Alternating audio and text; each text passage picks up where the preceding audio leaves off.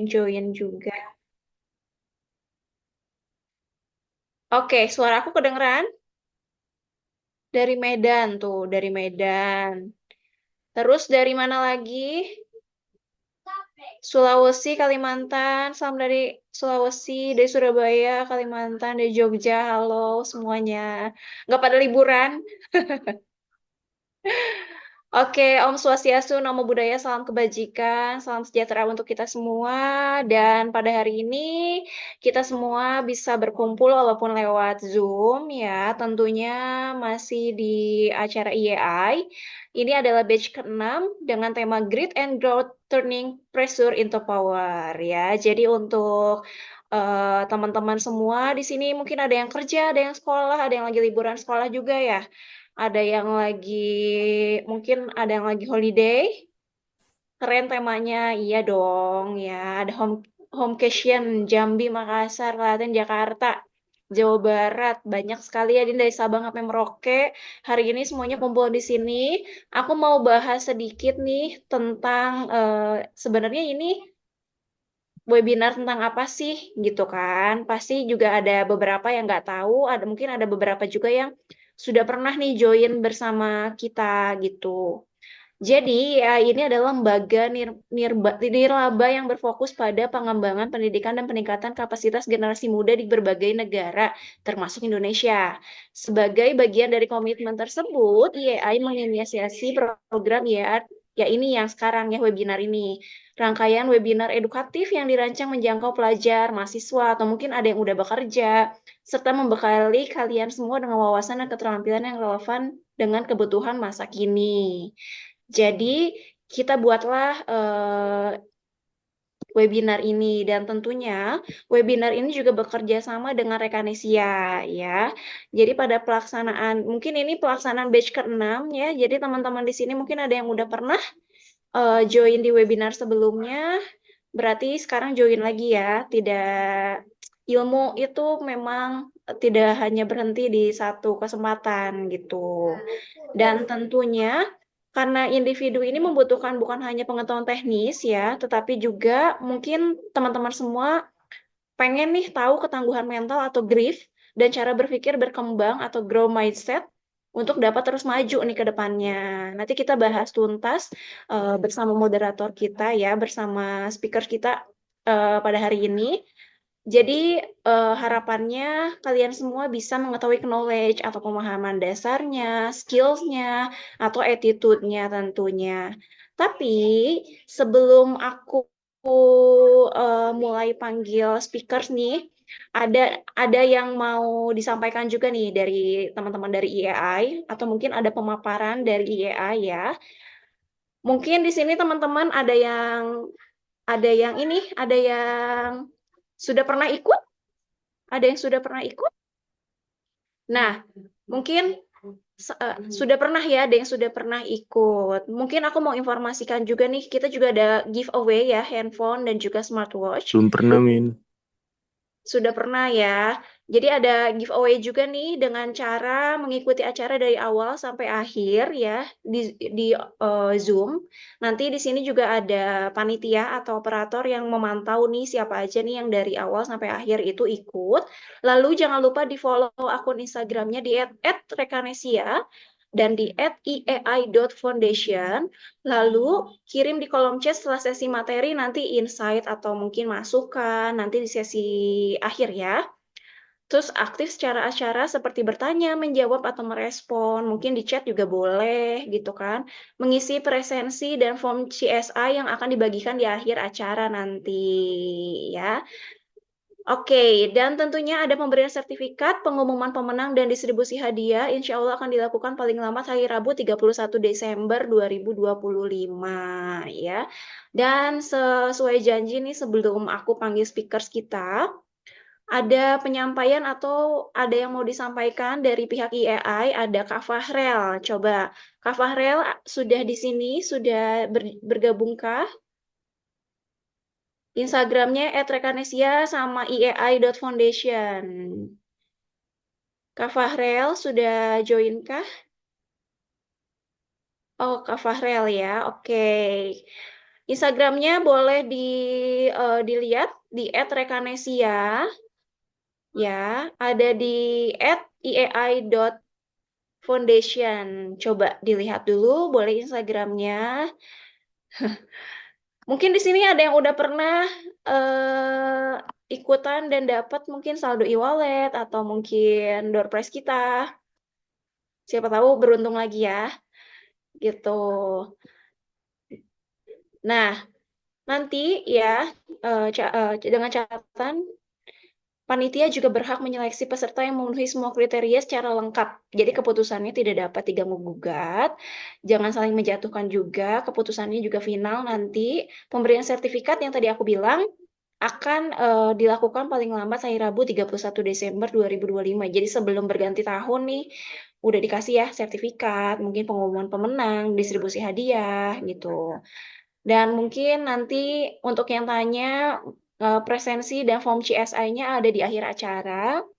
Pertanyaannya jangan lupa nanti di akhir acara dimasukin aja insight atau misalkan mau masukan apapun soal acara ini.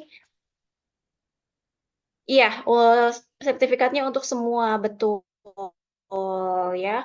Oke, kalau gitu aku mau panggil nih perwakilan dari IAI ada Kak Fahrel. Kak Fahrel sudah bergabungkah? Halo, Kak Halo Fahrel. Kak Zelin. Oke, Kak Mohon maaf Fahrel. ya, aku nggak bisa Iya, on tadi. karena aku lagi di luar. Oke, nggak apa-apa. Tadi aku udah sempet infoin nih sama teman-teman semua tentang IAI, cuman mungkin yang lebih lengkapnya sama Kak Fahrel ya. Silahkan Kak Oke, Fahrel. siap. Terima kasih Kak Zelin. Oke, halo selamat malam teman-teman. Aku Fahrel, perwakilan dari Education Aid Internasional. Halo Siva, apa kabar? Aku bakal ngejelasin sedikit ya mengenai program kita yaitu EduCard atau Student Loan atau pinjaman mahasiswa nih. Boleh di next? Oke, aku bakal membahas student loan nih karena student loan atau pinjaman mahasiswa itu merupakan hal yang baru ya di Indonesia. Jadi teman-teman mungkin belum banyak yang tahu mengenai student loan atau educard. Nah, untuk student loan sendiri atau program kita sendiri itu merupakan student loan atau pinjaman mahasiswa untuk membayar UKT atau membayar BOP teman-teman dengan 0% bunga nih. Nah, banyak yang bilang kan ya, student loan itu apa sih? Educard atau pinjaman mahasiswa ini bukan pinjaman tuh berbahaya nggak sih? Nah, kita bakal bahas nih di sini sedikit mengenai apa itu pinjaman mahasiswa dan apa itu Educard. Next. Oke, nah ini merupakan benefit-benefit dari Educard nih atau pinjaman mahasiswa. Jadi yang pertama itu ada the Great Equalizer atau Unlocking the Gates of Fairness. Jadi pinjaman mahasiswa sendiri itu dapat membantu teman-teman untuk mendapatkan keadilan ya, keadilan biaya atau keadilan dalam memasuki dunia perkuliahan gitu. Jadi kan banyak ya teman-teman mungkin banyak yang mendapatkan pandangan gitu di sosial media atau di dunia mengenai kalau misalnya pinter bisa dapat beasiswa, tapi kalau misalnya eh, kurang keluarganya kurang mencukupi juga bisa dapat bantuan pembiayaan. Nah, yang di tengah-tengah tuh gimana gitu? Yang middle class atau yang lain itu kan juga mau mendapatkan akses di dunia perkuliahan ya. Nah, maka dari itu Educard ini pinjaman mahasiswa dengan bunga 0% ini dapat membantu teman-teman yang mungkin dari middle class atau yang mungkin dari yang tidak dapat mendapatkan beasiswa dan bantuan gitu untuk mendapatkan keadilan juga atau mendapatkan akses yang mumpuni untuk memasuki ke dalam dunia perkuliahan. Lalu yang kedua itu adalah the ultimate investment fueling personal and economic asset. Nah, jadi student loan ini itu tuh bukan seperti beasiswa ya yang merupakan sebuah berian atau just giving, tapi itu student loan itu merupakan investment yang teman-teman yang dapat teman-teman gunakan sebagai investment kepada diri sendiri untuk yang ketiga forging karakter dan responsibility yang dapat membangun karakter dan responsibilitas teman-teman. Next. Nah, ini juga sedikit tentang EAI. Jadi EAI itu non-profit organization yang menyediakan Educard ini yaitu 0%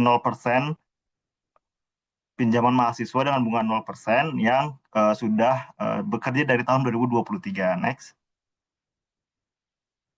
Nah, ini menurut Educard, lebih lanjut mengenai Educard, jadi Educard itu dapat digunakan untuk membiayai biaya operasional perkuliahan atau UKT teman-teman dengan 0% interest dan dapat dicicil selama 12 bulan. Nah, Educard itu sendiri terbuka untuk mahasiswa atau teman-teman yang sedang belajar untuk mendapatkan gelar diploma, sarjana, master, bahkan PhD, dan bahkan sertifikat profesional juga. Next. Nah, untuk teman-teman yang mau daftar bisa langsung aja ke website EAI ya di eaifoundation.org dan langsung ke halaman student registration di mana teman-teman dapat memilih langsung partner dari kami ya teman-teman mau bekerja sama dan akan dibiayai untuk biaya operasional perkuliahannya. Next. Oh, ini slide terakhir ya. Oke, terima kasih teman-teman. Segitu dari Education International dan mengenai Edukar. Untuk teman-teman yang ingin mengetahui lebih lanjut, boleh banget ke aifoundation.org. Selamat malam teman-teman. Terima kasih dan aku kembalikan ke Kak Zelin. Oke, terima kasih Kak Fahrel. Jadi itu sebagian intinya ya, ya ini apa. Jadi teman-teman juga bisa dilihat juga mungkin ada yang nggak ngerti atau apa bisa lewat Instagram yang tadi aku kasih info juga gitu. Dan sekarang mungkin aku akan undang nih speaker kita hari ini ya. Speaker kita ini merupakan seorang co-founder and CEO ya. Ini luar biasa sekali pengalamannya ya, pengalamannya, skillnya luar biasa. Mungkin hari ini beliau akan berbagi informasi dan tips-tips nih untuk kita gimana sih caranya punya skill yang bagus, attitude yang bagus, knowledge yang bagus gitu kan. Nah, mungkin di tengah-tengah kita juga di sini sudah hadir ada Pak Andi Junasa. Halo, udah bergabungkah? Saya panggilnya apa nih? Halo, Kak Halo, Zelin. saya panggilnya apa nih, Pak? Bebas, bebas. Pak Juna, Pak Andi, atau siapa? Kalau saya biasa dipanggil Juna ya. Oh, Pak Juna. Oke, Pak Juna ini merupakan co-founder and CEO ya. Jadi mungkin hari ini bisa sedikit berbagi pengalaman dan juga tips Halo Pak and Juna. trick nih untuk teman-teman semua di sini ya. Oke, dan teman-teman semua nanti di akhir setelah Pak Juna eh, ini ya memberikan memberikan materi, nanti boleh bertanya. Jadi mohon disimak baik-baik. Silahkan Pak Juna.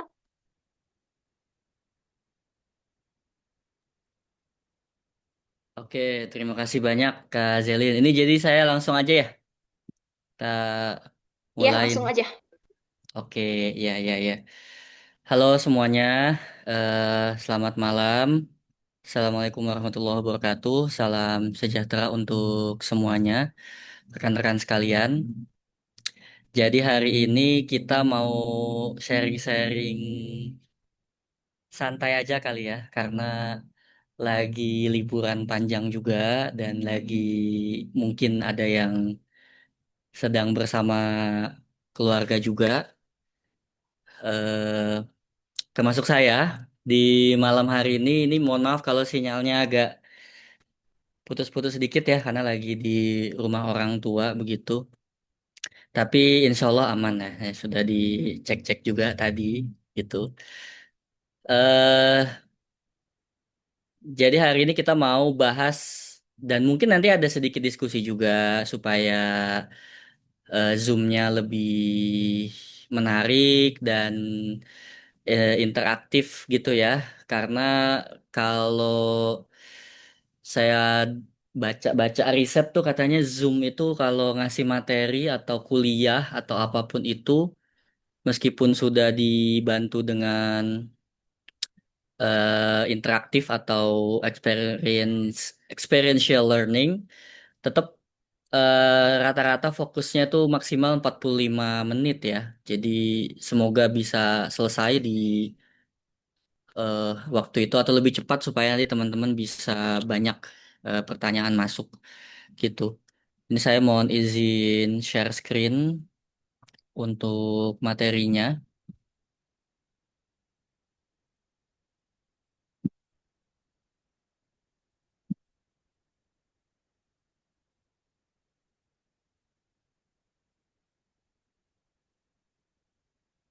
Oke, sudah terlihat belum ya?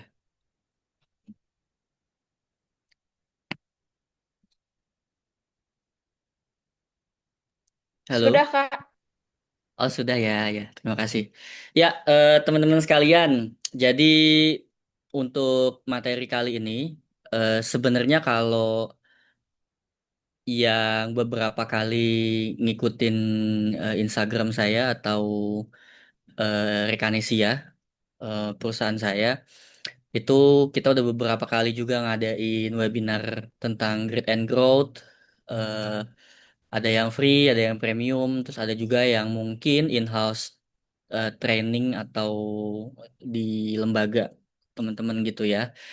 Jadi ini materinya kurang lebih nanti sama, tapi ada beberapa hal yang modif. Tapi kalau untuk EAI Outreach kali ini, kayaknya baru pertama kali ya dari series AI Outreach yang keberapa ini ya, yang keenam kalau nggak salah. Jadi nanti kalaupun ada yang ingin memperdalam silahkan kalau yang udah pernah ikut atau kalau yang baru pertama kali, ini bagus banget materinya dan saya basicnya dari buku juga. Jadi kalau nanti abis ini penasaran mau baca atau cari bukunya di toko-toko buku terdekat juga masih banyak ya, karena ini lagi hype banget juga nih ngomongin soal grit seperti itu. Nah, untuk materi kali ini kita ngomongin soal grit and growth, turning pressure into power. Ini yang bikin materinya oke juga ya, dan memang masih ada hubungannya juga dengan tadi lembaga EAI ya. Menurut saya sih itu bagus banget ya lembaga EAI ini. Karena setahu saya kalau di luar di luar negeri student loan itu emang banyak umum karena untuk dapat pekerjaan bergaji besar misalnya di US ya mau nggak mau dia harus kuliah dan kuliahnya itu mahal teman-teman. Akhirnya dia ngambil student loan dengan bunga yang tinggi. Jadi udah biasa gitu kalau di luar negeri tuh di US di Europe. Mungkin nanti teman-teman kalau kesempatan main atau punya temen orang sana gitu ya, tanya-tanya, itu biasanya tinggi-tinggi tuh marginnya atau bunganya, tapi memang digunakan untuk mendapatkan pekerjaan yang lebih layak. Nah, jadi wajar tuh kalau misalnya ada orang udah kerja 10 tahun dia masih nyicil student loan-nya dia buat bayar kampusnya dulu, padahal udah 10 tahun, 15 tahun, 20 tahun tuh ada gitu ya. Meskipun di luar negeri beasiswa juga banyak ya. Ya sama lah di Indonesia juga banyak. Jadi sebenarnya dengan program AI tadi itu menurut saya menarik ya karena dia nggak pakai sesuatu yang margin yang besar banget, bahkan bisa jadi core tadi ya, core Hasan, EduCort atau ada overhead cost misalnya, dan itu bisa banget ngebantu teman-teman untuk access to higher education ya, baik di sekitar teman-teman atau mungkin PTN di Indonesia seperti itu.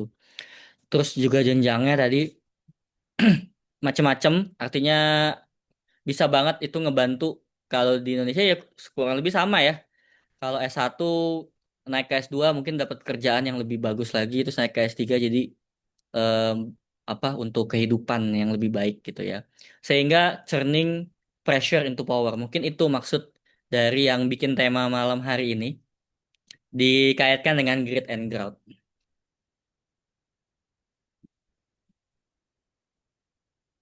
Ini oke. Kita kenalan dulu ya. Tadi sudah diperkenalkan oleh Kak Zelin. Jadi saya basicnya adalah konsultan ya. Konsultan saya ada beberapa certified di bersama C4 Change dulu Interact di UK. Kemudian C4 Change di Malaysia yang terakhir 2022 itu project modeling. Apa sih nama ininya? Spring Impact itu sama dari UK juga. Seperti itu. Jadi memang lebih banyak certified-nya ya untuk apa namanya pengalaman saya. Kemudian kalau dulu-dulu masih jadi konsultan kiri kanan, tahun 2021 bareng sama teman-teman konsultan bikin lembaga sendiri akhirnya gitu, perusahaan sendiri, training and consulting company. Em, Basicnya jadi di pengembangan organisasi dan SDM, kurang lebih hampir 15 tahun lah dari 2012, 2011, 2012 ya. Seperti itu. Terus kalau ada yang mau tanya-tanya mungkin kalau eh, di DM IG saya bisa. Biasanya nanti saya bales DM lagi atau kalau lagi iseng bikin Reels. Ada beberapa kali webinar saya bikinin Reels gitu. Nanti bisa lihat di IG saya @junasa_ai itu nama saya, underscore, atau kalau mau ke LinkedIn juga boleh. Oke. Nah, ini foto saya waktu baru mau naik gunung ini di pos 1 kalau nggak salah. Jadi saya cuma pengen ngasih tahu bahwa ngomongin mindset, ngomongin grit and growth itu persis kayak orang dalam sebuah perjalanan. Dan kalau konteks saya menggambarkannya kayak orang mau naik gunung lah, atau sebenarnya perjalanan apapun gitu. Ya, dia adalah perjalanan hidup gitu. Nggak ada orang bisa ngubah mindset itu kurun waktu sehari, 2 hari, 3 hari, enggak gitu. Ngebuah mindset itu seumur hidup, teman-teman semua. Jadi kalau ada teman-teman yang mikir, ya nanti aja lah growth mindsetnya, sekarang hajar kiri kanan dulu, sikut kiri kanan, menghalalkan segala cara atau intinya hal-hal yang negatif gitu ya, atau gitu, fix mindset. Udah mas, saya begini saja gitu ya, nggak perlu berkembang. Kayaknya udah hebat deh saya deh. Mungkin sekarang iya, ya kan. Masih relevan skillnya. Tapi kalau orang-orang yang main di dunia SDM tahu banget kalau skill itu ya let's say 3 sampai 5 tahun tuh udah usang gitu. Udah obsolete. Kalau nggak diupdate, ya nggak relevan lagi gitu. Apapun ya. Apalagi sekarang ada perkembangan teknologi, masih mau bangga dengan skill yang kamu dapat 3 tahun, 5 tahun lalu. Kalau nggak diupdate, ya ujung-ujungnya usang juga gitu. Makanya growth mindset itu juga penting supaya kita tahu bahwa yang kita punya sekarang ya harus terus diupdate, tidak ada yang abadi. Kita harus selalu merelevankan diri agar bisa relevan sama dunia, dunia kerja, dunia usaha, atau dunia pengembangan diri kita, self development. Makanya itu seperti sebuah perjalanan gitu, bener-bener deh. Kalau ada yang bilang, tapi kan Kak, karakter itu dibentuknya dari lahir ya, dan lingkungan kita beda-beda gitu. Nggak ada orang yang mau bisa milih gitu ya, dilahirkan di lingkungan yang seperti apa. That is true, itu benar. Tapi nggak ada juga yang bilang kita harus mengutuk diri selamanya gitu ya. Kita bisa mulai dari sekarang belajar mindset yang baik, meskipun dulu kita kayak gimana lingkungannya. Syukurlah kalau teman-teman punya lingkungan yang bagus ketika ngebangun karakter dari kecil, sekarang tinggal diasah kayak gitu. Jadi selalu positive thinking, selalu growth mindset gitu ya. Anggap aja sebagai sebuah perjalanan. Kalau orang naik gunung tuh kalau ngelihat dari bawah tingginya nembus awan gitu. Pasti udah langsung menciut duluan gitu nyalinya gitu ya. Ketakutan bisa nggak ya, bisa nggak ya. Tapi kalau pakai prinsip orang naik gunung ya, selangkah demi selangkah nyampe juga tuh. Berapa ribu, berapa puluh ribu, berapa juta orang yang udah berhasil nyampe puncak gunung sedunia, gunung apapun pasti ada ya kan, banyak gitu. Prinsipnya apa? Selangkah demi selangkah, positive thinking, jangan lihat tembus awannya dulu ya. Kalau ngelihatnya dari bawah ya iya gitu, jelas gitu ya, dan sebagainya. Nah, kita diskusi dulu ya, karena saya tahu teman-teman mungkin ada yang udah ikut outreach ini dari series pertama.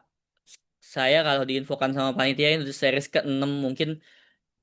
Materinya ada yang membosankan ataupun yang penting ikut aja gitu ya supaya lengkap sertifikatnya atau pokoknya motivasinya beda-beda deh. ya kan? Tapi saya pengen teman-teman jatuh cinta dulu sama materi ini gitu. Jadi di awal, apapun motivasi teman-teman ikut sesi malam hari ini, syukur-syukur kalau memang tertarik ya sama materi Grit and Growth. Tapi saya pengen eh, bikin materi ini menarik dulu buat teman-teman gitu. So before we are going so far, let's make this session more interesting first. Saya pengen teman-teman sharing based on your experience, berdasarkan pengalaman teman-teman. Sebenarnya growth mindset tuh bisa ngapain sih buat diri teman-teman? Apa sih pengalaman atau sesuatu yang pernah teman-teman dapat ketika pola pikirnya tuh pola pikir pengen berkembang gitu. Pola pikir growth mindset gitu, ya. Saya akan pancing dulu dari saya dulu, ya. So I'll go first. Yang pertama, sepengalaman saya ya, di di hidup saya ini, kalau saya sih ngerasa ketika kita growth mindset itu segala sesuatu tuh pasti berubah. Itu saya saya mikir, wah ini pasti nanti akan berubah gitu. Makanya yang tadi saya bilang, skill yang teman-teman bangga-banggakan, kompetensi yang teman-teman bangga-banggakan, percaya deh sama saya, ini ada risetnya. 3 sampai 5 tahun lagi kalau nggak di-update, tidak sering baca-baca gitu ya, direlevankan, belajar lagi gitu ya, di-improve gitu, dikembangkan, bakalan usang teman-teman. Nggak relevan, meskipun sekarang masih gitu ya. Nggak usah jauh-jauh deh. Ngomongin SDM, ngomongin HR. Mungkin teman-teman di sini ada yang udah kerja di bidang HR atau punya minat ke arah HR. Saya kasih tahu, 5 tahun sampai 10 tahun yang lalu HR itu ngomonginnya masih eh, paling apa? People development, training, terus compensation and benefit, ya kan? Itu sebenarnya yang paling penting. Gaji orang, ya kan? Terus apa lagi? Employee relation, asuransi, ya kan? Sampai ke hal-hal yang teknis, misalnya BPJS kesehatan, ya nggak sih? Terus asuransi yang lain-lainnya gitu.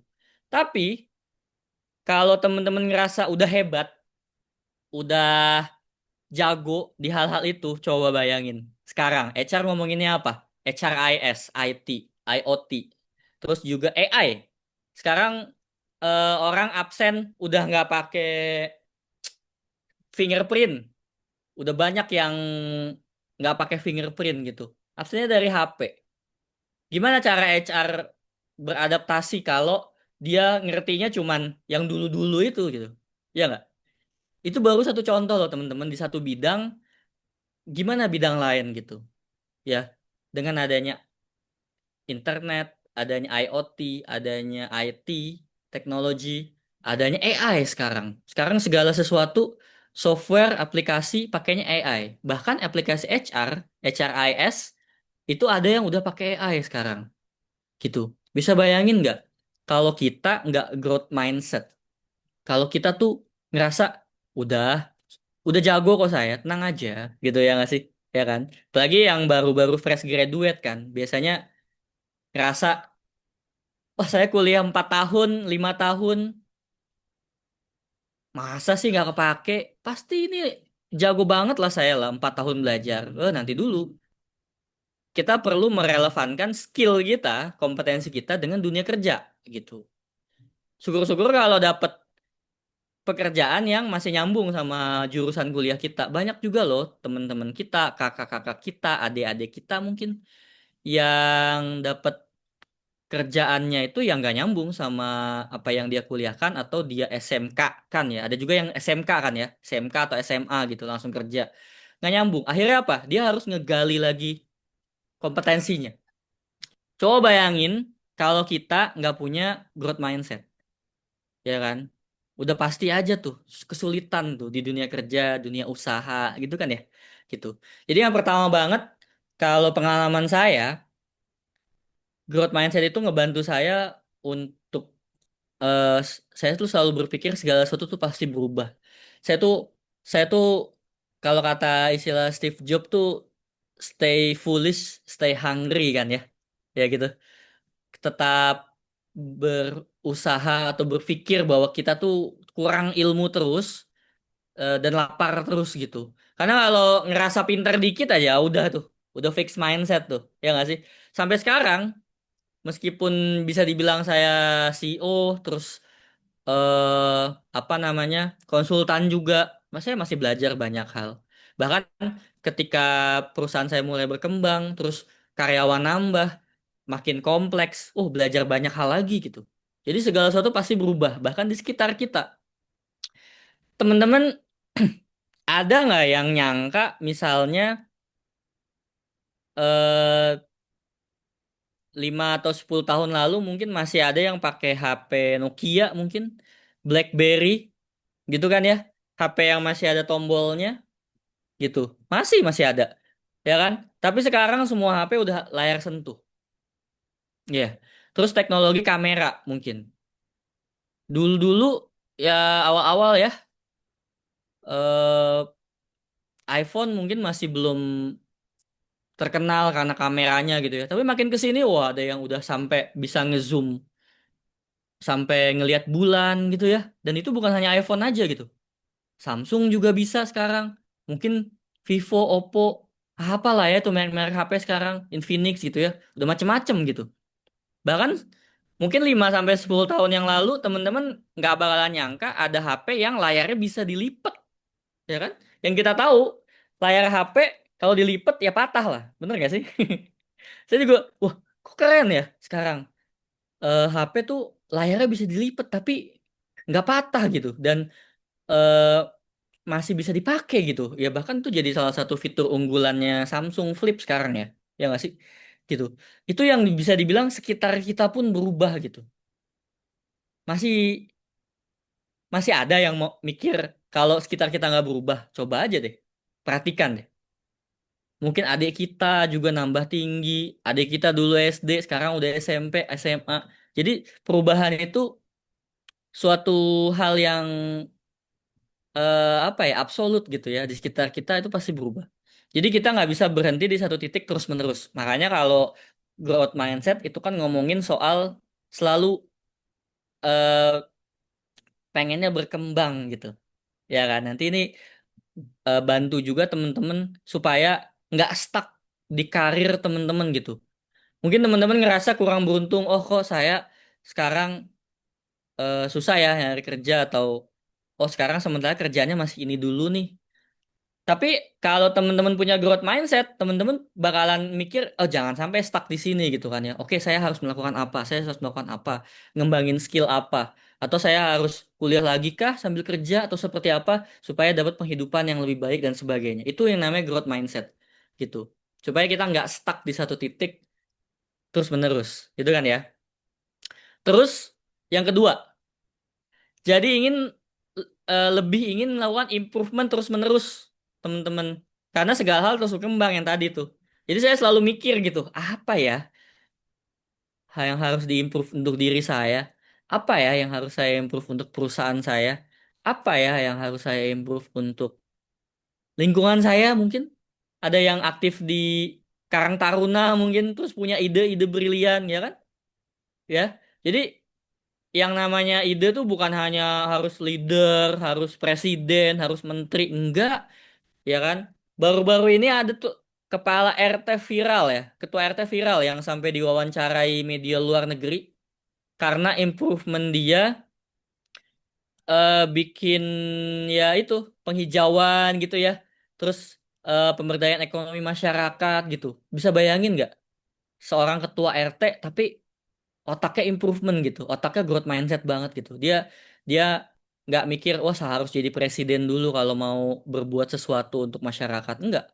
Dia pikir cukup jadi RT. Ya nggak sih? Akhirnya oh improve apa ya improve apa. Ya. Searching aja di YouTube teh atau di IG, di TikTok masih rame tuh beritanya tuh. Mungkin sekitar 3 4 bulan yang lalu lah gitu. Sampai diwawancarai media luar negeri kan. Ada tuh seorang RT ya kan. Bagus tuh. Terus Kalau yang ketiga dari saya, melihat sesuatu bukan untuk dipertentangkan, tapi justru growth mindset itu ngedorong kita untuk membangun titik temu, gitu. Ya kan? Kita tuh sering tuh negative thinking, ya kan? Ini nyambung juga ke yang nomor 4 ya. Selalu positive thinking dan sadar atau tidak kita jadi orang yang selalu baik karena bermanfaat untuk perkembangan kita. Kita tuh kadang saya nggak tahu ya orang-orang tuh ribut kenapa sih gitu kan ya, orang-orang tuh iri dengki sama orang lain tuh kenapa sih, padahal kalau ngomongin growth mindset itu positive thinking loh. Bahkan ketika orang lain ngasih kritik, tentunya yang konstruktif ya, bukan destruktif. Kalau destruktif mah itu namanya bully ya. Beda lagi. Itu dia mikirnya bukan untuk marah, mikirnya bukan untuk nangis sedih karena dikatain orang, tapi justru dia mikir, oh berarti saya masih harus belajar banyak, masih harus lebih berkembang. Jadi positive thinking gitu, ya kan? Membangun titik temu gitu ya dan sebagainya. Oke, sekarang dari temen-temen deh, ada yang mau tadi tadi ada yang udah raise hand, coba deh kalau di pengalaman kamu growth mindset itu sudah ngasih kamu pengalaman seperti apa ya? Silahkan nih ada tiga ya, tiga orang dulu aja nggak apa-apa. Boleh, Dari boleh ada 3. silahkan. Dari mana dulu nih, Pak Juna? Boleh nih ada tiga, ada Rocky Iwansyah, ada Mahdur Al Idrus sama Rizky Dwi Arianda ya. Silakan kakak-kakak mau yang mana dulu? Boleh, silakan yang namanya disebutkan oleh Pak Juna, silakan. Izin nih Bang. Iya, halo. Oke, siapa duluan tadi? Iya, Bapak izin barangkali. Ya, Iya, baik. Assalamualaikum warahmatullahi wabarakatuh. Aku Waalaikumsalam. sampai dengar jelas. Jelas jelas. Ya, baik. Terkait pertanyaannya dari Bapak terkait growth mindset gitu ya. Jadi selama apa ya, selama menempuh di pendidikan gitu ya. Iya ya,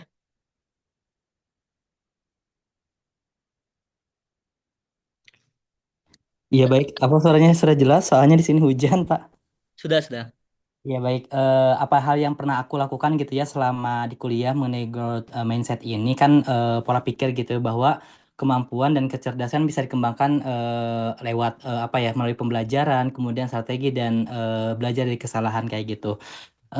Aku selama di kuliahan kayak melihat nih gitu ya, kata Tangang sebagai kesempatan untuk belajar, kemudian misalnya itu kayak di mata kuliah tertentu nih terasa berat nih, kemudian aku kayak meringkas ke diskusi kelompok sehingga apa sampai bertanya ke dosen itu kan akan apa memunculkan suatu growth mindset yang lebih baik gitu untuk bisa menghadapi matkul itu misalnya.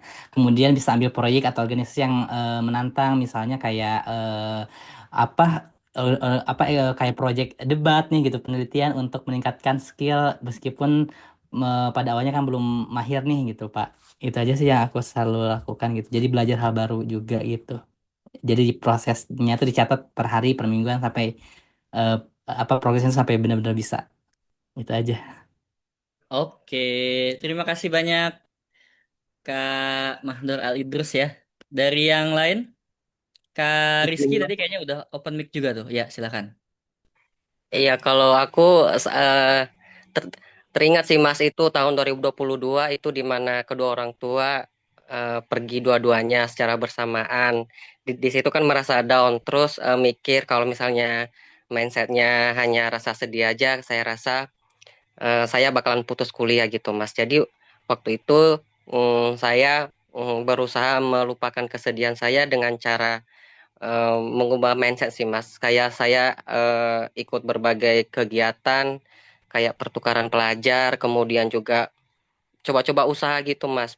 Jualan pulsa walaupun nggak tahu itu bisa atau enggak, tapi alhamdulillahnya itu sampai sekarang bisa menjadi pembelajaran sih bagi saya menjadi pribadi yang kuat sih Mas. Menurut saya karena kalau kita nggak mulai dan kita nggak keluar dari rasa kesedihan itu menurut saya kita selalu akan berada dalam lingkaran itu. Jadi ground mindset ground mindset saya waktu itu ya udah saya usaha juga dan yang ditinggalkan juga nggak mungkin lagi kembali gitu Mas. Walaupun semua butuh proses, tapi tetap harus kita coba. Itu ground mindset saya sih Mas, supaya tetap hidup.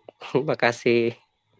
Wow, sangat inspiratif sekali ya, Eh, Kak Rizky Dwi Arianda nih ya. Semoga sukses selalu juga nih. Semangat ya, tetap semangat. Mantap. Yang satu lagi tadi dari Kak Rorki ya, Rorki Irwansyah. Silahkan. Ya, halo, suara saya kedengaran? Iya, kedengeran. Oh iya, baik. Jadi mengenai cerita sedikit, kalau grow in apa ya, ya semacam growth ini, growth mindset banyak sebenarnya saya sudah ikuti dan mungkin salah satunya yang ini dari AI Foundations dan Rekonesia. Kebanyakan yang saya hadapi itu ya mindset yang untuk menghindari kita seolah-olah jangan menjadi orang apa yang inginkan, tapi saya harus bisa menjadi diri sendiri, mempertahankan diri saya bagaimana begitu di lingkungan masyarakat. Karena ya lagi-lagi saya biasanya kalau ngikuti growth mindset itu ada masalah dan masalah saya itu ya biasanya temper, ego, dan memang saya terkadang melihat masalah-masalah yang seperti kok di masyarakat ini harus banget kayak ada circle-circle. Nah, sedangkan saya orangnya itu yang bukan pemicu circle, bukan juga orang yang suka ikut circle. Jadi saya netral, bisa dibilang the stranger. Nah, terkadang karena hal seperti ini juga yang membuat saya cari-cari deh lingkungan-lingkungan yang mungkin bisa diajak diskusi ya salah satunya seperti ini growth mindset ataupun kegiatan-kegiatan komunitas yang kiranya kayak harus gak harus banget kayak mengkhususkan sesuatu itu dalam circle yang sehingga kita harus tidak diterima begitu. Dan itu yang saya dapat dari beberapa banyak growth mindset. Ada satu growth mindset di yang bisa saya bilang saya harus mengeluarkan biaya, tapi betul-betul impact ke saya. Karena dia betul-betul mengajarkan saya itu dari secara filsafat dan memang kayaknya berpikir dulu deh sebelum bertindak. Jangan langsung, jangan mau pikir apa yang orang inginkan terhadap kau. Pikir dulu tentang dirimu terhadap orang. Orang itu kedua, diri kita itu pertama. Mungkin itu kalau dari saya, Kak. Terima kasih. Oke, terima kasih banyak Kak Rocky. Ini dahsyat-dahsyat ya, tiga orang ini. Jadi tadi dari Kak Al Idrus ya, ngomongin soal, bahkan sampai dia bikin progres ya, eh, plan. Nanti ada juga tuh sebenarnya slide saya ngomongin soal eh, personal development itu, di progres terus gitu ya. Terus tadi Kak Rizky itu bahkan udah advance ngomongin gridnya kan kita sebenarnya materinya grid and growth ya. Ya tadi gridnya tuh udah bagus banget tuh dibahas ya.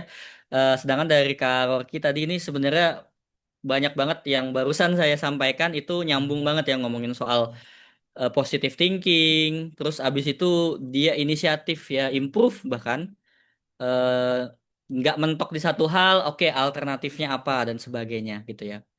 Oke, kita lanjut dulu ya. Jadi memang menarik nih. Bahkan sebelum kita masuk ke sesi-sesi pembahasan ilmiah dan lebih lanjutnya mengenai grit and growth, ini baru sekedar ngomongin opini nih. Ini kan saya bilang pengalaman saya ya, empat hal ini. Dibantu tadi ada tiga orang lagi gitu kan hadirin gitu.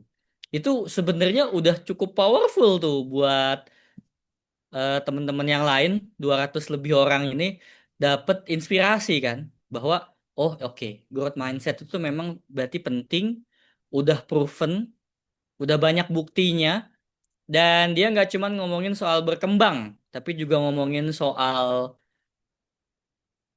perubahan, ngomongin soal inisiatif, improve, mau belajar lagi ya. Tadi saya sambil bacain juga yang di chat-chat ini, terima kasih banyak panjang-panjang ya ngetiknya.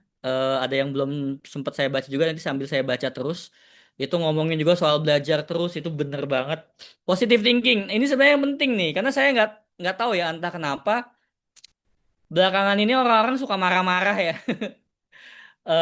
suka negative thinking gitu ya, suka gimana ya caranya supaya yang trending di IG, di TikTok, di di LinkedIn atau di sosial media tuh kalau bisa yang positif-positif gitu guys. Jadi mungkin kalau cuman satu orang gitu ya agak susah gitu ya. Tapi kalau kita bareng-bareng bikin digital movement gitu ya, nggak sering like, nggak sering ngomenin sesuatu yang negatif, bahkan kita bikin konten yang positif-positif. Nanti lama-lama feed kita tuh bagus sendiri gitu. Dan saya sih berharap eh, satu Indonesia bisa terinspirasi ya dengan growth mindset ini, dengan konten-konten positive thinking gitu ya dan sebagainya gitu. Bukan isinya orang marah, orang komplain, orang itu ya nggak apa-apa sih orang komplain ya. Mungkin dia merasa dirugikan gitu ya dan sebagainya. Tapi habis itu positive thinking lagi ya dan sebagainya. Oke, kita lanjut dulu.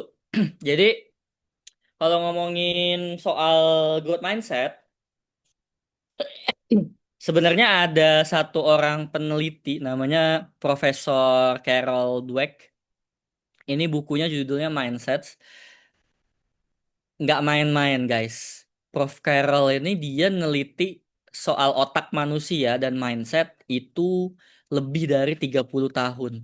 Jadi bisa dibilang dia ngabisin umurnya, waktu hidupnya sebagian besar tuh buat neliti otak manusia dan yang namanya mindset ini gitu. Sampai akhirnya dia ngeluarin buku Mindsets itu. Dan sekarang udah banyak buku lain juga yang berkaitan. Kalau teori dari beliau itu ya ini. Kalau orang-orang fix mindset itu biasanya kalau dikasih tantangan cenderung menghindar. Bukan malah ya embrace gitu, dihadapi. Kalau orang-orang growth mindset, ketika dia dapat tantangan, ini justru sarana untuk dia harusnya naik level, bener nggak? Ya kan? Sarannya dia untuk belajar, sarannya dia untuk jadi orang lebih dewasa, sarannya dia untuk jadi orang yang lebih baik lah intinya, gitu. Bukan malah justru dihindari. Terus obstacle, mudah menyerah kalau fixed mindset tuh. Sedangkan kalau growth mindset dia biasanya ya dihadapi tadi ya. Tantangan tuh ya udah oke apa. Usahanya seadanya. Nah, ini juga yang membedakan penting. Effort. See effort as fruitless or worse. Gitu. Jadi ada juga yang secukupnya aja lah, ngapain juga capek-capek. Banyak loh. Ya. Bahkan anak-anak muda sekarang tuh cenderungnya tadi nyari instan, nyari nyari enaknya gitu ya. Saya nggak tahu kenapa kalau ngobrol sama HR lain atau lagi ketemu komunitas atau di seminar gitu ya yang ngomongin soal HR ya, teman-teman sama konsultan. Kok anak sekarang tuh mudah mudah nyerah sama usaha apa adanya ya. Ya balik lagi itu oknum paling ya. Nah, kita lihat dia udah terpapar growth mindset atau belum. Karena kalau udah growth mindset, mau apapun gennya ya, mau gen Z, gen X, gen Y, apalagi dia punya struggling kayak tadi yang diceritain sama Kak Rizky loh. Ya dia harus hidup lebih baik dong. Jangan sampai gitu-gitu aja. Makanya effortnya harus yang terbaik gitu. Nah, saya sih berharap teman-teman selalu memberikan yang terbaik ya. Jangan apa adanya. Meskipun teman-teman nggak struggling atau belum struggling atau bahkan ngerasa ini sih tugasnya simple kayaknya ya udahlah apa adanya ya jangan gitu. Tetap harus kasih yang terbaik sesimpel apapun task itu, ya kan? Nanti teman-teman yang lain akan ngelihat, dosen akan ngelihat. Bahkan kalau udah kerja, atasan teman-teman tuh akan ngelihat loh, ya. Ibaratnya dikasih tugas simple dikerjain apa adanya tuh jangan salah loh itu akan jadi penilaian gitu. Wah, kok dia gitu ya? Udah, saya coba nge-rise yang mau ngerjain maksimal aja buat jadi manajer berikutnya atau dinaikin pangkatnya gitu misalnya. Wah, temen-temen rugi, ya nggak sih? Gitu. Terus kalau dikritik, nah ini penting nih. Saya nggak, makanya tadi saya bilang positive thinking itu kadang bikin kita tuh jadi orang baik ya. Saya nggak tahu kenapa. Salah satunya adalah kalau dikritik teman-teman. Kalau dikritik orang tuh kadang responnya tuh marah. Responnya tuh eh apa ya? Balik gitu ya. Melakukan sesuatu yang membalas gitu ya dan sebagainya.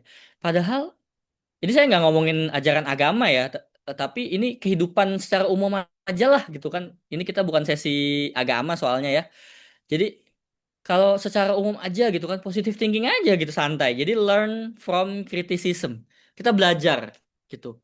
Tapi kan Kak, kadang orang tuh kata-katanya menyakitkan dan sebagainya. Ya udah itu memang ada sih orang yang kayak gitu ya, yang menyakitkan, yang nggak disaring gitu ya dan sebagainya. Ya udah, kita kontrol emosi juga gitu kan ya dan sebagainya. Lalu bounce back.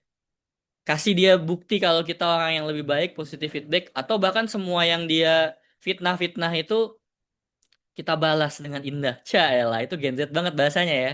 Gitu. Ya kira-kira gitulah teman-teman semua. Jadi justru growth mindset itu ya bikin kita jadi orang yang positive thinking gitu. Ya kan? Nah, yang terakhir success of others biasanya dia akan iri dengki kalau fixed mindset. Feel threatened, merasa terancam gitu kan? Wah, tetangga beli mobil baru, tetangga beli kulkas baru, tetangga abis bangun rumah nih kok kita enggak nih. Wah, itu iri dengki itu namanya teman-teman. Justru kalau orang lain sukses, teman satu kelas kita sukses. Wah, kok bisa ya? Apa resepnya ya? Ah, tanya ah gitu. Gimana sih cara dapat IP yang bagus? Gimana sih supaya bisa mengerjakan tugas yang padat dan bisa selesai semuanya? Justru malah kita dikasih nasehat sama dia, kita dikasih saran dan akhirnya kita bisa sama kayak dia, iya nggak sih? Tapi kalau dari awal akan kuhancurkan dia gitu kan. Kayak drama banget ya. Ngelihat sukses orang lain tuh kayak kegagalan kita gitu ya, belum tentu gitu. Nah, makanya fixed mindset itu jadi sesuatu yang penting teman-teman semua. Ini yang tadi saya bilang, 5 hal yang udah diteliti sampai lebih dari 30 tahun sama Prof. Carol. Harapannya kita semua belajar. Balik lagi bukan, Kak saya udah gini semua, maka udah punya semua saya ya. Belum tentu kan, ada balik lagi. Growth mindset itu pembelajaran seumur hidup. Jadi selalu belajar. Ya, tadi juga di komen-komen tuh banyak tuh yang bilang pembelajaran, belajar terus, pengen belajar terus. Itu penting gitu. Ya, belajar terus, terus menerus. Itu adalah growth mindset. Terus tadi ini kita udah ngomongin soal improvement ya, saya lewat aja. Intinya jangan mau sorry, jangan tidak mau untuk menerima feedback dari orang lain itu penting gitu ya. Nah, sekarang kita ngomongin soal grit ya, karena waktunya mungkin sedikit lagi. Jadi kalau grit ini sudah ada bukunya, judulnya Grit, Kekuatan Passion and Kegigihan, atau kalau di bahasa Inggris sebenarnya Passion and Perseverance. Ya, seisi buku ini itu isinya cuma dua ini, ngebahas cuma dua ini, yaitu passion sama perseverance, teman-teman. Begitu banyak contoh-contohnya, bahkan Angela Duckworth ini yang nulis buku ini itu ngasih contoh yang bagus banget teman-teman. Jadi dia itu dulunya guru, terus dia teliti alumni dari sekolah dia yang udah lulus kira-kira 10 sampai 15 tahun gitu. Lalu dia ranking yang jadi orang sukses, ya kan, berikut dengan kriterianya. Ini kan saya cerita singkat aja lah ya, gitu. Terus dikaitkan sama ranking dia pas di sekolah. Mungkin sebagian besar orang atau kita-kita nih ya, nganggepnya pasti nih yang ranking 1 nih yang sukses setelah 10 sampai 15 tahun lulus ya di SMA tempat dia ngajar nih. Pasti yang ranking 1, 2, 3 lah ya. Ternyata jawabannya enggak, teman-teman. Ya. Mungkin ada yang ranking 1, 2, 3 yang sukses. Tapi ternyata faktor utamanya bukan itu. Ya. Faktor utamanya adalah grit. Faktor utamanya tuh disiplin. Faktor utamanya tuh kegigihan gitu. Ya. Makanya suka ada istilah juga mungkin dari guru-guru kita ya, yang sukses itu bukan yang pinter, tapi yang rajin, yang disiplin. Ternyata dibuktikan secara ilmiah oleh Angela Duckworth di buku Grit ini, gitu. Nah, yang lebih baik adalah udah pinter, dia rajin. Nah, gitu. Udah pinter, dia rajin, terus disiplin. Wah, itu hebat banget tuh, ya kan? Tapi kalau yang kurang pinter, wah, saya nggak bakalan sukses di masa yang akan datang. Nanti dulu, banyak orang yang kurang pinter sukses loh sekarang, ya kan? Kuncinya apa? Grit, gigih, disiplin, rajin, gitu. Itu hasil penelitiannya Angela Duckworth. Jadi kalau ngomongin grade itu bukan siapa yang paling pinter, IQ-nya paling bagus, tapi ngomongin soal kegigihan, terus-menerus, sama passionnya dia di situ gitu. Itu yang penting, ya. Oke. Apa yang akan coba dijawab di buku ini? Kalau nanti teman-teman baca, ya masalahnya ya mudah menyerah, selalu ada cobaan, hidup terasa berat, ya kan? Ya biasalah, apalagi anak-anak Gen Z sekarang gitu kan ya. Nanti akan dilihat bahwa kuncinya itu tadi ada di grit, ada di kegigihan, passion, ya kan, ketabahan. Kalau ngomongin gigih itu bukan berusaha sekali, dua kali, tiga kali loh guys, tapi bisa jadi berkali-kali sampai akhirnya sukses gitu. Sering orang pakai contoh misalnya kayak Thomas Alva Edison. Thomas Alva Edison itu percobaan keberapa dia sampai akhirnya jadi lampu? Cobaan keberapa? 1.000 lebih guys. Coba bayangin kalau dia nggak nyerah. Kalau dia nyerah. Ah udah 500 nih, capek banget ya kayaknya. Nggak jadi-jadi lampu. Mungkin sampai sekarang nih dunia kita gelap. Atau ada orang lain yang nemuin lampu gitu ya, bukan dia gitu. Kenapa? Karena dia nyerah di tengah jalan. Jadi kalau teman-teman ngerasa udah nyoba 10 kali, 11 kali, 20 kali, 100 kali. Thomas Alva Edison 1.000 kali dia. Ya nggak sih? Itu memang contohnya ekstrim ya guys ya. Contohnya ekstrim. Tapi maksudnya dari pernyataan saya tadi atau buku grit itu ya yang namanya tabah, gigih emang gitu tuh. Rajin, disiplin tuh terus menerus gitu ya. Mungkin tadi teman-teman akan ada yang nanya, ada batasnya nggak ya Bang? Karena eh kadang kita udah nyoba terus-menerus gagal terus, ya kita harus tahu batasan lah kalau ini makanya udah nggak bakalan berhasil gitu ya. Yang pertama patokannya adalah ada nggak yang pernah sukses? Ya, sebelum orang-orang nanya nih ya, ini saya jawab dulu karena rata-rata kalau di materi Grit and Growth pertanyaannya ini, Bang, ada nggak sih batasnya atau jangan-jangan kita nyoba terus aja gitu kan? Kan kalau kayak gitu eh kita akan gitu terus sampai tua gitu kan ya dan sebagainya. Ini udah saya jawab duluan nih ya. Pertanyaan ini karena sering banget muncul gitu. Saya bilang jawabannya adalah pertama cek dulu ada nggak orang yang pernah berhasil.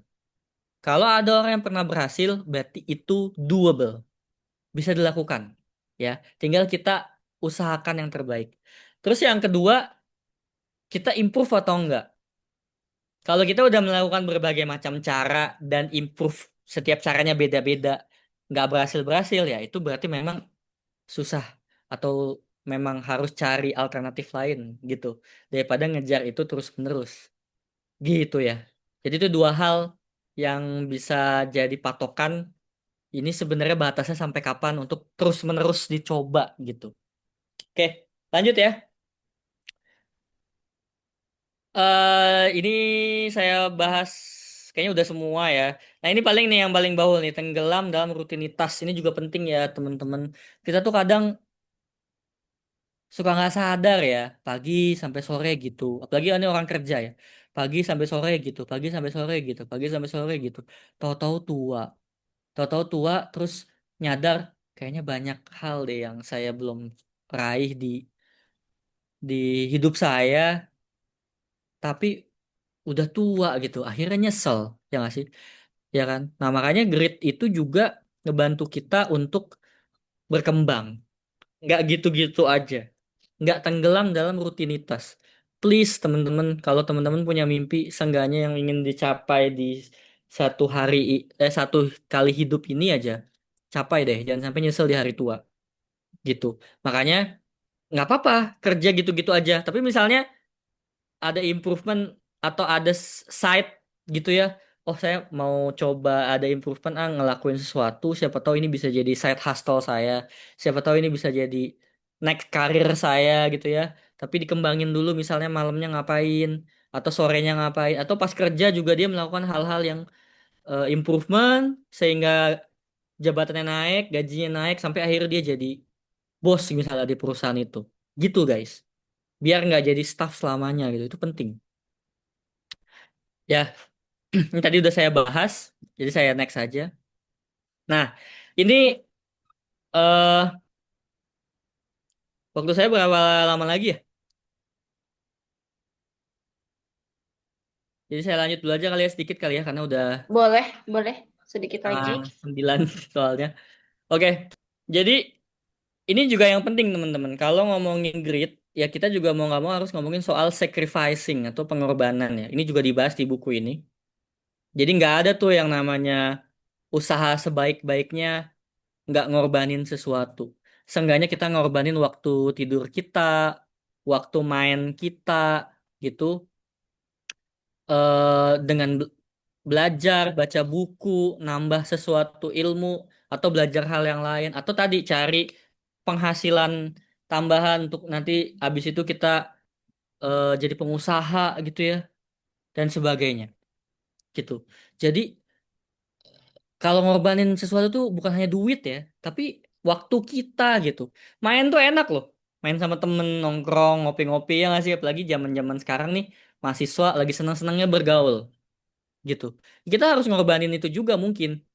Tapi gimana Kak? Kita kan harus tetap pengen nongkrong, bergaul dan sebagainya. Ya udah bagi dua gitu, separuh. Gak apa-apa. Saya juga sekarang meskipun udah usia segini, udah kerjaan CEO ya tetap aja ngopi-ngopi sama teman lama gitu kan nongkrong kan itu berjejaring juga ya nggak apa ya kan terus waktu tidur wah saya kalau ngisi di mahasiswa ya suka ada yang nanya gini Kak gimana ya Kak kita dulu SMA kayaknya hidup kita teratur tidur teratur kok di mahasiswa tugas banyak kuliah susah waktu tidur berkurang ya ada tipsnya nggak kayak gitu saya bilang tipsnya mau tau nggak tipsnya tipsnya nggak ada.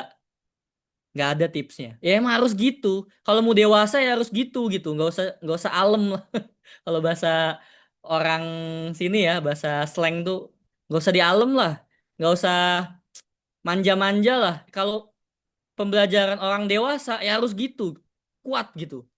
Teman-teman mau jadi orang dewasa, mau apalagi kalau yang laki-laki ya, mau nafkahin anak orang nanti, mau nikah gitu. Kalau yang perempuan mau jadi wanita karir, tapi nggak mau eh, ngalamin struggling di hidupnya, tugas banyak, waktu tidur kurang, waktu gaul berkurang, waktu main kurang, ya janganlah gitu. Justru itu adalah metode pendewasaan yang dikasih sama Tuhan, yang dikasih sama lingkungan kita, termasuk kampus, termasuk SMA, SMK kita, termasuk lingkungan kerja kita, supaya kita jadi orang yang lebih baik lagi gitu, ya. Jadi memang harus gitu ya kalau mau dewasa. Nah, pengorbanan ini penting. Masalahnya bagaimana cara agar kita ingin dan rela. Nah, itu jawabannya di passion. Ya, kalau perseverance tadi udah dibahas panjang lebar, sekarang kita ngomongin soal passion. Passion itu adalah sesuatu yang membuat kita ingin dan rela berkorban, gitu. Jadi, kalau ngomongin passion kan kadang orang ngomongin soal bidang ya. Ini yang paling bawah nih. Ngomongin soal bidang. Passion saya di menggambar. Passion saya di IT gitu. Passion saya di komputer. Ya itu benar. Ya, karena dengan kita belajar komputer, kita jadi pengen rela berkorban, yaitu benar. Tapi sebenarnya selain bidang, passion bukan hanya soal hal yang kita sukai, tapi juga sayangi dan bahagia bersama. Misalnya, passion saya keluarga saya, boleh nggak? Boleh. Passion saya keluarga saya boleh. Artinya dia dia terdorong untuk rela berkorban, ingin melakukan yang terbaik ketika sudah menyentuh hal-hal keluarga, ketika ingin membahagiakan keluarga, itu passion juga gitu. Jadi kalau ngomongin passion itu bukan cuman bidang ya, tapi segala sesuatu apapun itu yang mendorong kita untuk rela berkorban dan melakukan yang terbaik. Disitulah konsep passion dalam grit, ya. Jadi udah lengkap nih sekarang nih, passion and perseverance. Oke? eh ini yang tadi saya bilang. Emang teman-teman kira pinter aja cukup? Enggak. Pinter itu satu hal, potensi itu adalah satu hal. Tapi kalau pinter aja dia nggak mau berusaha, ya nggak bakalan jadi apa-apa, guys. Ya, di buku Grit ini, Angela Duckworth bilang, bakat itu satu hal, tapi dia harus ditambah upaya kalau mau jadi keterampilan, dan dikali lagi upaya kalau mau jadi prestasi. Artinya upaya kuadrat ya, guys. Teman-teman semua, upayanya tuh harus lebih lagi kalau mau prestatif, jadi sesuatu yang menonjol, jadi sesuatu yang dibanggakan gitu ya. Jadi mulai hari ini jangan takut sama orang pinter, ya, takut sama orang rajin justru, apalagi dia pinter. Nah, tapi takutan itu balik lagi bukan untuk negative thinking, untuk dipelajari, kita deketin dia gimana sih caranya dan sebagainya gitu ya. Karena kunci dari grit justru adalah rajin, pinter, gigih, tabah, melakukan yang terbaik. Syukur-syukur kalau teman-teman pinter juga artinya udah punya bakat. Nah, itu tinggal dipoles saja ya. Tapi kalau cuman pinter doang, nggak punya bakat, apalagi nggak punya growth mindset, ya siap-siap aja kebalap, siap-siap aja kalah sama orang yang tadi tuh punya grit yang bagus. Kurang lebih sampai di sini dulu kali ya teman-teman, meskipun slide saya masih banyak. Ini nanti eh, mungkin saya bagi aja, atau kalau ada yang mau bertanya ada hubungannya nanti saya bahas di slide-slide berikutnya. Itu aja paling dari saya. Saya kembalikan ke Kak Zelin ya. Terima kasih banyak. Oke, Silakan kalau ada ya yang Pak tanya. Juna, mungkin dari teman-teman ada yang mau tanya, ada Izin yang mau Kak, bertanya? izin Kak, Izin bertanya, Kak. izin bertanya Kak. Siapa nih? Boleh. Saya Kak. Saya Kak, izin Kak. Siapa nih Pak Kak. Juna? Mau siapa nih? Kayaknya yang nanya banyak Izin Kak. juga Ya sih. silakan Kak Zelin, siapa dulu, saya tadi nggak merhatiin. Ini banyak soalnya Oh, ya. boleh. Silakan, pilih aja. Izin Kak. Sebentar. Coba Kak Reski deh. Makasih Kak. Untuk pertanyaannya, izin ya Kak, saya bertanya tentang yang saya alami Kak, maaf gugup. Saya sering bingung ini Kak, kapan tekanan itu memang perlu ditahan Kak, supaya kita bertumbuh, dan kapan justru jadi tanda kita sedang memaksakan diri Kak. Dari pengalaman Kakak, apa eh, penanda paling jujur Kak untuk membedakan grade yang sehat dengan kelelahan yang kita paksa untuk terlihat kuat Kak? Terima kasih Kak.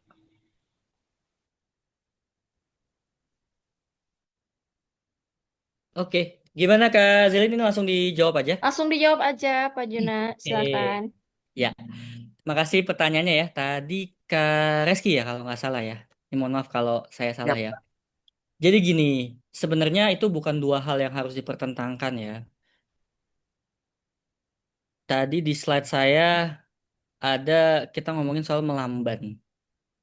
Jadi saya tahu banget teman-teman mungkin ada saatnya harus healing, ada saatnya harus eh nah ini saya ngambil dari potongan lagunya Perunggu ya. Jadi ada salah satu lagu Perunggu yang menurut saya bagus banget liriknya. Dia bilang, melamban bukanlah hal yang tabu, jalanmu kan sepanjang niatmu, gitu kan. Nanti searching aja deh di YouTube atau di Spotify lagu ini. Judulnya 33 kali. Nah, jadi maksud saya gini, Kak Rizky, kalau pengen tahu batasnya eh, kita harus menahan sampai mana gitu. Kalau menurut saya sih yang namanya usaha ya usaha aja. Itu sesuatu yang memang harus kita usahakan sampai tercapai gitu. Terus kalau batasan ini sebenarnya mustahil atau enggak yang tadi saya jelasin ya, cek dulu orang lain pernah ada yang berhasil atau enggak. Terus kita udah improve terus menerus atau tidak. Karena ada juga orang yang diusahain terus tapi dia ternyata lupa improve gitu. Itu namanya kerja keras tanpa mikir ya. Kalau kayak gitu itu beda lagi, ya kan. Kita sekali gagal, apa ya improvementnya ya supaya berhasil, kan gitu ya, dan sebagainya. Nah, Tapi ada titik-titik di mana kita tuh udah nggak bisa menahan eh, kebosanan kita, mungkin burnout istilahnya kalau di dunia kerja, atau segala sesuatu yang rasanya nih udah numpuk banget gitu. Nah, kalau kayak gitu itulah gunanya healing, Kak. Ya. Jadi healing itu bukan istilah gaul ya, tapi dia istilah psikologi justru. Kalau di psikologi ada istilah namanya coping juga gitu ya, healing. Atau kalau di dunia manajemen tuh ada istilah namanya detachment. Jadi attachment, detachment. Detachment tuh berarti dilepas gitu. Ya. Itu juga salah satu alasan kenapa saya suka naik gunung. Jadi bukan berarti CEO enak ya, justru stresnya banyak gitu ya, pusing dan sebagainya. Dan saya bersyukur punya hobi di mana saya bisa melepas stres saya sambil jalan-jalan, sambil melihat alam, karena nggak semua yang di kota tuh ijo gitu ya nggak ya. Jadi kalau udah mulai ke daerah gunung tuh, beda banget kan suasananya, ya kan. Sambil bersyukur juga. Jadi 4 hal tuh hobi saya tuh, ya kan. Nggak apa-apa gitu. Cari titik copingnya Kak Rizky itu di mana, dan supaya tetap berprogres melamban aja nggak apa-apa gitu ya. Yang penting pelan-pelan gitu Kak eh Rizky gitu. Jadi menurut saya sih bukan sesuatu yang harus dipertentangkan. Kalau batas ya tadi batasnya udah saya jelaskan. Tapi kalau ada hal-hal yang bikin kita burn out, stressful atau seperti apa, ya udah melamban aja pelan-pelan sambil kita refreshing gitu ya, healing gitu ya, dan sebagainya. Dan healing tuh nggak mesti ngabisin duit ya, kayak gitu. Cari aja healing-healing yang menurut kita tuh sangat powerful buat diri kita. Abis itu baru gas lagi gitu. Kalau dari saya sih, sepengalaman saya itu yang lebih powerful dibanding kita harus berhenti total gitu ya. Itu paling dari saya. Silahkan, ada pertanyaan lain? Oke, ya. Tadi semoga menjawab pertanyaannya. Mungkin selanjutnya bisa Kak Monica, mau tanya apa, Kak? Ya, selamat malam. Terima kasih atas kesempatannya. Saya Monica Agnesia, izin bertanya, Pak. Yang pertama, bagaimana cara membedakan antara ketangguhan mental yang sehat yang mendorong pertumbuhan dengan ketangguhan semu yang justru memaksa seseorang itu bertahan dalam situasi yang sebenarnya perlu diubah atau bahkan ditinggalkan. Secara konkret, indikator apa yang bisa digunakan oleh mahasiswa agar tidak salah menafsirkan bertahan sebagai bentuk kedewasaan, padahal sesungguhnya itu adalah tanda kelelahan emosional dan juga psikologis yang terpendam. Kemudian yang kedua, saya itu kan sering mendengar bahwa tekanan itu dapat diubah menjadi kekuatan untuk bertumbuh. Namun pada kenyataannya tidak semua tekanan datang dari faktor eksternal seperti dari tugas, dari dosen atau juga tuntutan dari faktor eksternal. Banyak mahasiswa itu justru mengalami tekanan terbesar dari dalam diri sendiri dan juga ekspektasi yang terlalu tinggi. Kemudian rasa takut ya, tertinggal dari teman-teman yang lain dan juga standar kesuksesan dari keluarga dan juga sekitar. Nah, bagaimana strategi membangun pertumbuhan diri yang sehat ketika tekanan internal ini menjadi sumber utama kelelahan? Selain itu, bagaimana peran pengelolaan diri dan juga pengendalian ambisi agar tetap mendorong kemampuan dan kemajuan untuk eh, tetap menjadi diri sendiri tanpa berubah menjadi beban mental yang berujung pada burnout jangka panjang. Itu saja pertanyaan dari saya. Terima kasih. Luar biasa ya pertanyaannya, bagus banget. Silakan Pak Juna untuk dijawab. Oke, terima kasih Kak Monica. Iya, saya sepakat. Ini 2 pertanyaan powerful banget ya. Bagus-bagus. Saya berharap teman-teman bisa memperhatikan tadi ya pertanyaannya Kak Monica, dan ya jawabannya nih dari saya. Kayak gitu. Karena ini pasti relate banget juga kan ya sama teman-teman yang lain.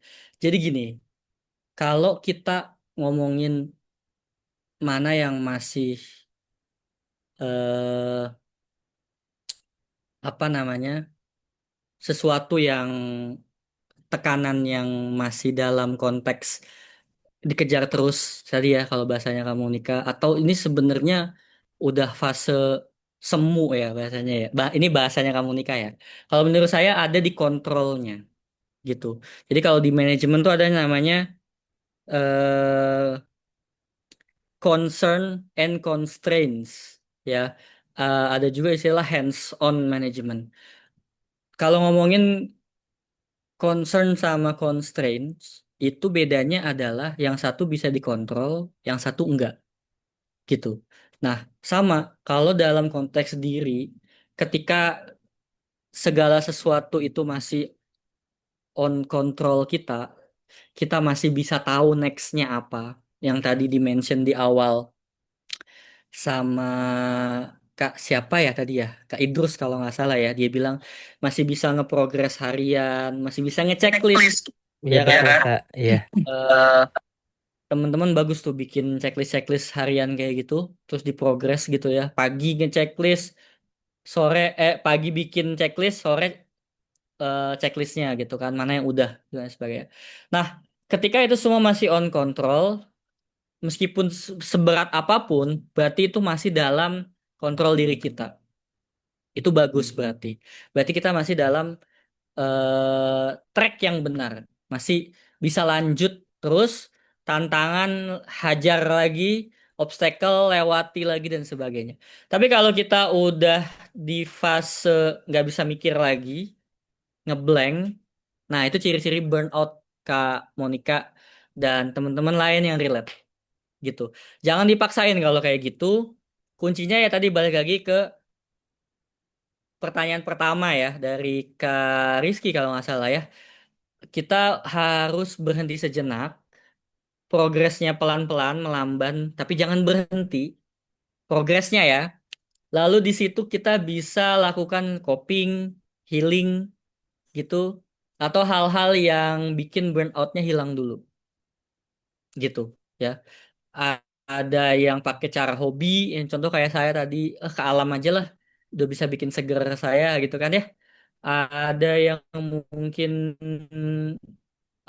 hobi lain gitu, misalnya nongkrong sama temennya dulu eh, atau main game gitu ya. Kalau saya tipe orang yang game itu bukan sesuatu yang merugikan kalau dia on control gitu ya. Misalnya dia tahu kapan harus berhenti, nah itu bagus justru untuk coping atau healing atau detachment tadi. Atau misalnya cerita ke orang ada juga, atau sekedar tidur. Ada loh orang yang kok ini hidupnya enak banget ya. Dengan tidur doang dia udah bisa healing gitu ya. Abis itu stresnya hilang, terus beraktivitas lagi seperti biasa. Wah, terberkati banget ya orang yang bisa begitu gitu ya. Tapi ada juga orang yang eh mental levelnya beda sehingga kadang tuh sakit banget gitu ya sampai psikosomatis kalau udah burn out. Ada yang kayak gitu. Saya pernah ngalamin orang eh temen saya dia curhat gitu. Dia bilang, Jun, lu tau nggak? Gue kalau udah stres banget, gue bisa muntah. Itu udah psikosomatis guys, gitu. Dan kita nggak bisa nyalahin orang yang kayak gitu. Maksudnya kita bilang, gitu aja muntah. Oh itu judging namanya, nggak boleh ya, gitu. Karena psikosomatis tuh bener ada gitu. Nah, berarti kita cari penyebab-penyebab supaya dia tidak mengalami itu gitu. Misalnya, eh kalau dia udah mulai mau stres gitu ya, udah mulai burnout, kita main dulu yuk. Kebetulan dia eh, sukanya olahraga, ya kan? Ada yang suka olahraga apa, kita main itu yuk dan sebagainya gitu. Atau jalan dulu yuk ke mana gitu ya. Kalau misalnya dia nggak suka naik gunung karena capek gitu kan ya, karena kan fisiknya harus prima ya kalau naik gunung ya. Jalan aja lah yuk ke mana? Puncak, ayo. Ada tuh saya pernah nemenin orang eh naik motor gitu. Dia tapi nggak boncengan ya masing-masing ke puncak, ngopi bentar, udah nggak stres lagi, pulang gitu. Daripada muntah di jalan ya nggak sih gitu. Tapi itulah pentingnya kita coping gitu ya. Jadi kalau menurut saya masa bukan masanya apa istilahnya tadi on controlnya itu yang penting gitu. Selama kita masih on control terhadap progres-progres kita, berarti itu masih dalam sesi challenging yang bisa kita hadapi. Tapi kalau udah mulai ngeblank, udah mulai nggak bisa mikir, nah itu berarti ciri-ciri burnout, ya kan? Hati-hati, coba udah mulai sedikit melamban, terus cari cara supaya coping, healing atau seperti apa, ya. Sambil on control juga healingnya yang tadi saya bilang. Saya sepakat orang main game, saya sepakat orang hobi, tapi tahu waktu gitu. Kapan dia harus balik lagi ke kehidupan nyata, fresh lagi, lalu ngeprogres lagi. Itu orang yang dewasa menurut saya. Gitu ya. Nggak yang kebablasan. Nggak, Kak. Ini saya butuh butuh healing. Saya butuh coping banget nih. Tolong kasih saya waktu seminggu. Lama banget guys, gitu kan, seminggu gitu kan. Apalagi kalau orang kerjaan gitu. Kalau orang kerjaan seminggu aja dia nggak masuk, ya kan. Udah bisa kena SP tuh, ya nggak? Jadi tahu kapan dia harus kembali. Itu penting juga. Oke, itu untuk pertanyaan pertama ya, Kak Monica. Jadi memang kuncinya di kontrol dirinya gitu, self control, self awareness, self esteem gitu. Nah, itu istilah-istilah psikologi semua, tapi satu kunci selama kita masih bisa kontrol segala hal, kontrol diri kita, kontrol progres kita. Even kalau kita lagi burn out, kita bisa kontrol healing kita seberapa lama sampai akhirnya baterainya kecas lagi. Nah, itu hebat gitu. Baru akhirnya habis itu jalanin lagi aktivitas dan sebagainya gitu ya. Nah, terus untuk pertanyaan yang kedua ya tadi, eh, sebenarnya ini mirip-mirip sama pertanyaannya Kak Rizky tadi ya. Jadi kalau ngomongin soal eh apa namanya progres diri, ini Rizky yang awal tadi ya, ini yang namanya Rizky ada banyak nih, gitu. Eh ya kita harus tahu checkpointnya, gitu. Ya, kita harus tahu checkpointnya. Jadi kalau kita gimana ya, kalau ngomongin ekspektasi itu sebenarnya fokus ke ekspektasi kita aja gitu Kak. Dan kita harus tahu 3 bulan lagi kita udah sampai mana. Itu misalnya ya ini kita pakai angka 3 bulan ya gitu.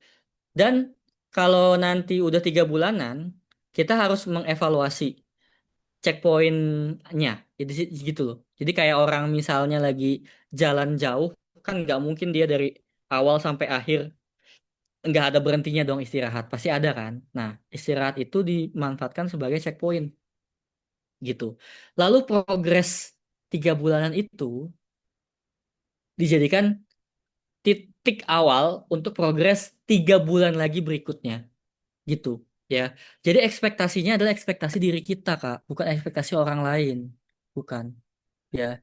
Karena orang lain itu mungkin punya titik start yang berbeda, mungkin punya resource yang berbeda. Beberapa Gen Z sering bilang resource ini adalah privilege. Nah, itu saya sepakat banget tuh. Ada suka orang ngebanding-bandingin gitu ya. Kok dia sukses, saya enggak. Iya, privilege orang beda-beda, guys. Kalau saya orang milenial bilangnya resource gitu. Resource orang beda-beda dan resource tuh nggak mesti duit ya, gitu. Nah, struggling orang juga beda-beda ya. Mungkin kalau kita rata-rata taunya orang struggling tuh ekonomi gitu. Tuh jangan salah. Saya sering banget dicurhatin mahasiswa orang kaya banget. Orang tuanya duitnya banyak. Tahu nggak strugglingnya apa? Family. Orang tuanya nuntut A, nuntut B, nuntut C. Wah, itu strugglingnya kurang lebih sama sama orang yang struggling ekonomi sulit, guys. Banyak yang kayak gitu. Ada orang strugglingnya misalnya masalah lingkungan. Ada juga yang lingkungan. Ya, jadi bukan berarti yang duitnya banyak nggak struggling ya. Tapi bukan berarti juga yang lingkungannya biasa-biasa aja atau ini ya nggak privilege gitu ya, nggak struggling juga, ya tetap struggling juga gitu. Jadi struggling tuh masalahnya beda-beda, semua orang bisa jadi punya struggling. eh kita fokus aja ke ekspektasi kita, lalu kita progress perlahan, dan harus ada tadi ya growth-nya gitu ya. Jangan stuck. Misalnya 3 bulan ini saya pengen baca buku 3, ya, jadi sebulan satu. Ini contoh ya, contoh. Tapi nggak kecapai. 3 bulan depannya tiga lagi, 3 bulan depannya tiga lagi. Nah itu namanya nggak ngeprogres guys, gitu kan. 3 bulan ini saya pengen mencapai lari pagi seminggu 3 kali deh, gitu. Tapi setelah dievaluasi, jarang banget tuh lari pagi. Nah, itu namanya kurang berusaha, guys. Kurang grit gitu. Makanya kalau mau ngomongin ekspektasi, usahakan ada progres dari periode ke periode. Paling enak pakainya 3 bulanan, guys. Karena kalau pakai bulanan itu terlalu singkat, tapi boleh juga, kan saya nggak maksa ya kan, bebas. Mau pakai 2 bulanan boleh, pakai 3 bulanan boleh, tapi tadi ya per 3 bulan udah ada progres terus ini nanti jadi patokan untuk 3 bulan berikutnya, patokan jadi 3 bulan berikutnya, ya dan sebagainya. Itu penting gitu. Tahu nggak, temen saya itu dia waktu itu mau S2, syarat IELTS-nya tuh 6,5, tapi target dia 7. Karena kalau 6,5 kan minimum aja ya. Bisa jadi tetap ketendang, karena kalau di ranking, ya 6,5 mah nggak masuk lah, misalnya. Jadi jadi targetnya dia 7, ya kan? Di atas rata-rata. Tapi dia pikir belajar bahasa Inggris tuh bisa lah 6 bulan dapat 7 gitu ya. Tahu nggak? Cuman gara-gara dia kurang punya milestone untuk belajar bahasa Inggris, dia harus nunda kuliahnya setahun jadinya.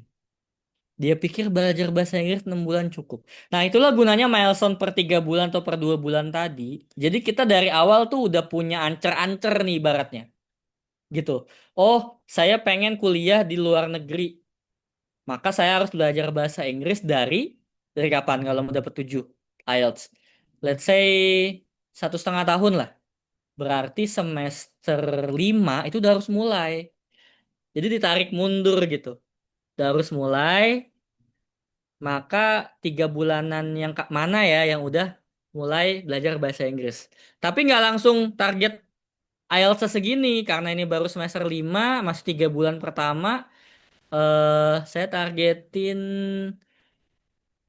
apa ya? Oh, coba deh saya belajar untuk nonton atau dengerin lagu sambil listening. Jadi nggak pakai subtitle misal, gitu.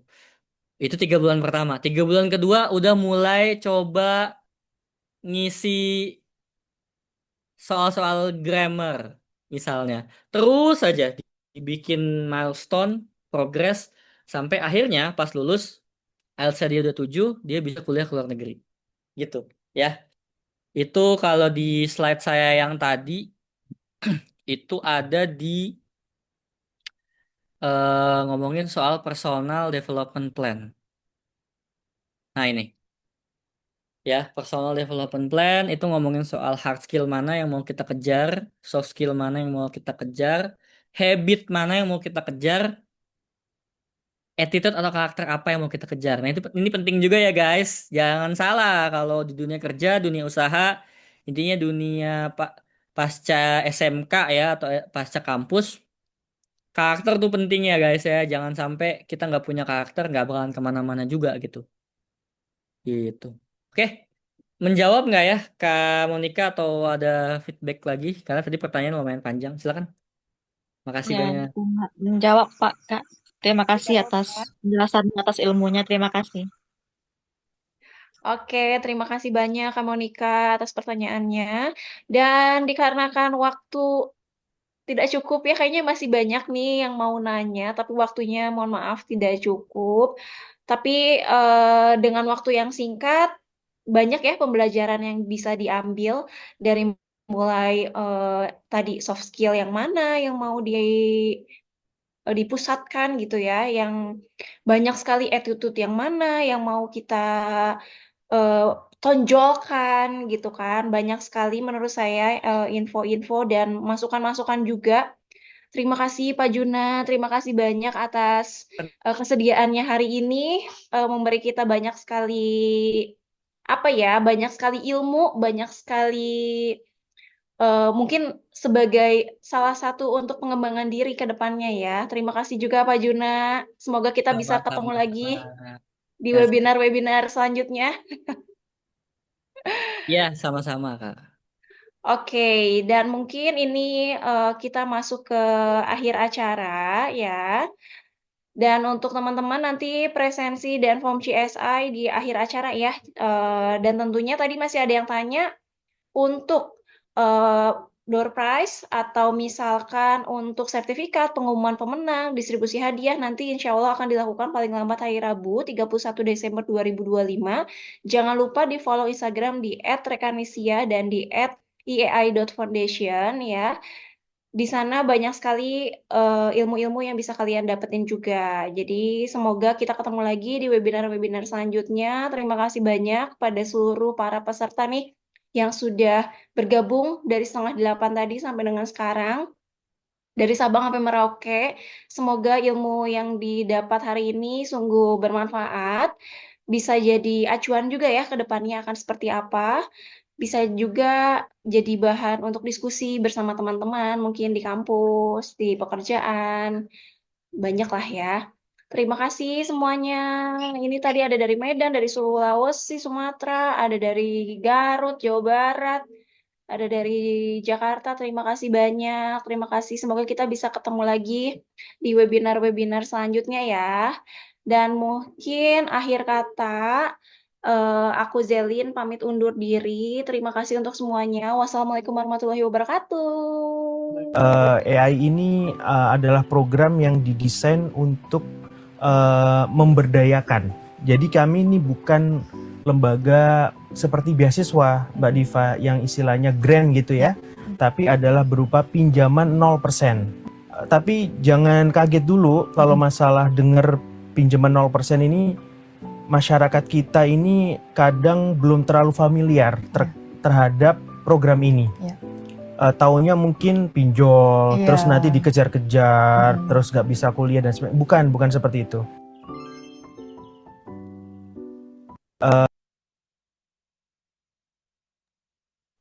Waalaikumsalam warahmatullahi wabarakatuh, Kak.